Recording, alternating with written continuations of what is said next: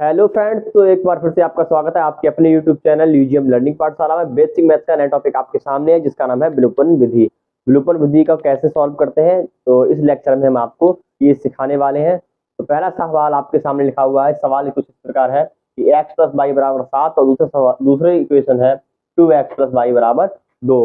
इन दोनों समीकरण को हमें विलोपन विधि से सॉल्व करना है और दोनों वेरिएबल्स यानी कि x और y की मान को ज्ञात करना है। तो हम इन दोनों x और y के मान को कैसे ज्ञात करेंगे वो हम इस लेक्चर में या इस वीडियो में आपको बताएंगे। विलोपन विधि से कैसे हल करते हैं, तो चलिए स्टार्ट करते हैं। विलोपन विधि का विलोपन विधि द्वारा पहला सवाल को कैसे हल करेंगे।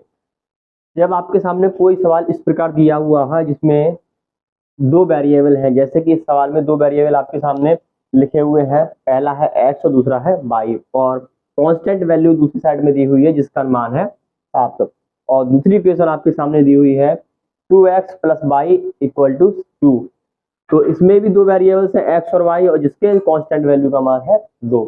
इस प्रकार के समीकरण को हल करने के लिए हमें करना क्या होता है, पहली समीकरण जो हमें दी हुई है इसे इक्वेशन नंबर मान लेते हैं फर्स्ट, और दूसरी वाली जो समीकरण दी हुई है उसे इक्वेशन नंबर मान लेते हैं, मतलब समीकरण संख्या 2 मान लेते हैं। अब हमें क्या करना है, अब हमें समीकरण 1 से समीकरण 2 को घटा देना है या समीकरण 2 से समीकरण 1 को घटा देना है।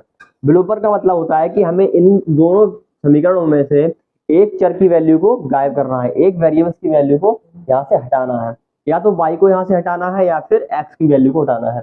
अगर हम देखें तो हमारे लिए y की वैल्यू को हटाना आसान होगा, क्योंकि अगर समीकरण 1 में से समीकरण 2 को हम घटा देंगे तो y से y हो जाएगा कैंसिल, हमारे पास सिर्फ एक वेरिएबल बचेगा x वाला, और दूसरी तरफ बचेगा हमारे पास कांस्टेंट वैल्यू। हाँ, तो फ्रेंड्स हमें करना क्या है, विलोपन विधि में इन दोनों चर वैल्यू में से या इन दोनों वेरिएबल्स में से या तो हमें x को यहाँ से गायब करना है या तो y को यहाँ से गायब करना है। अगर हम इन दोनों समीकरण को देखें तो यहाँ y को गायब करना बहुत आसान है, क्योंकि समीकरण 1 से अगर हम समीकरण 2 को घटा देंगे तो y से y कैंसिल हो जाएगा, हमारे पास x का वेरिएबल बचेगा। तो क्यों ना हम इजी मेथड का यूज करते हैं और समीकरण 1 से समीकरण 2 को घटा देते हैं। समीकरण 1 से समीकरण 2 को जब घटाएंगे तो सारे के सारे चिन्ह है वो हो जाएंगे उल्टे, जो सारे प्लस वाले चिन्ह है वो सारे के सारे उल्टे हो जाएंगे, क्योंकि मैंने घटाया है।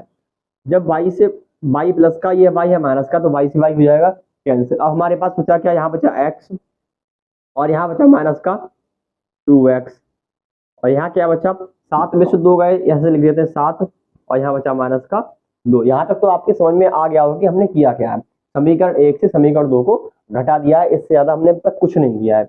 तो y से y कैंसिल हो गया, x माइनस का 2x ये वाला आ गया, 7 यहाँ से ये आ गया, अब माइनस का 2 ये आ गया। अब हमें x में से माइनस 2x घटाना है।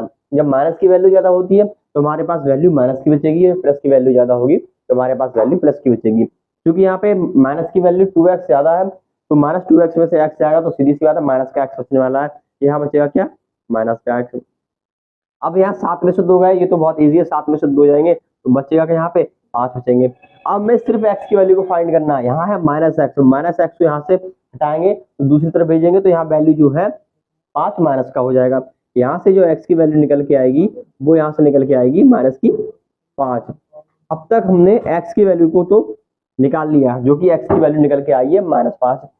अब हमें क्या करना है, x की वैल्यू निकालने के बाद हमें y की वैल्यू भी निकालनी है, क्योंकि इन दोनों समीकरण में दो वेरिएबल्स थे। पहली समीकरण में भी दो वेरिएबल थे और दूसरी समीकरण में भी दो वेरिएबल्स थे, यानी कि दो चर पद थे।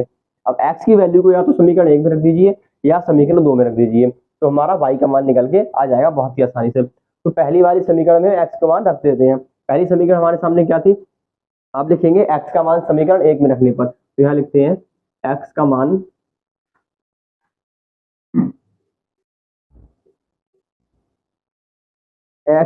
समीकरण 1 में रखने पर,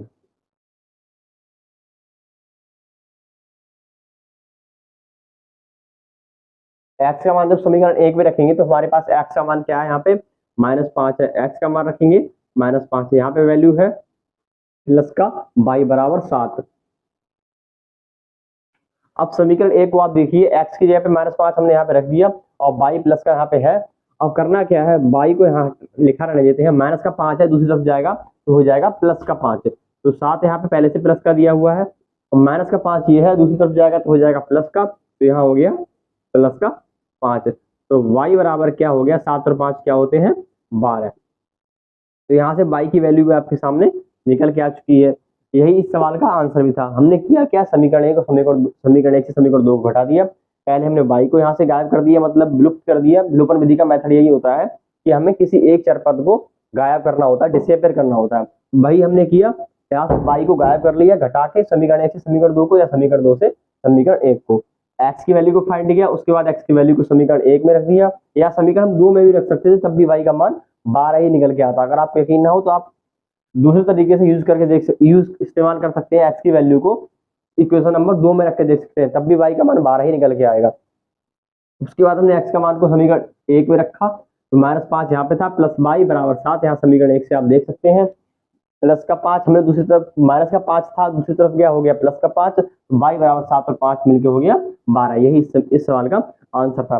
अगर आपको वीडियो अच्छी लगी तो वीडियो को लाइक करें, शेयर करें, हमारे चैनल को सब्सक्राइब करें। ऐसे ही हम बेसिक नॉलेज की वीडियो आपके लिए लाते रहेंगे, तो बने रहिए हमारे साथ। मिलते हैं नेक्स्ट वीडियो में नेक्स्ट टॉपिक के साथ।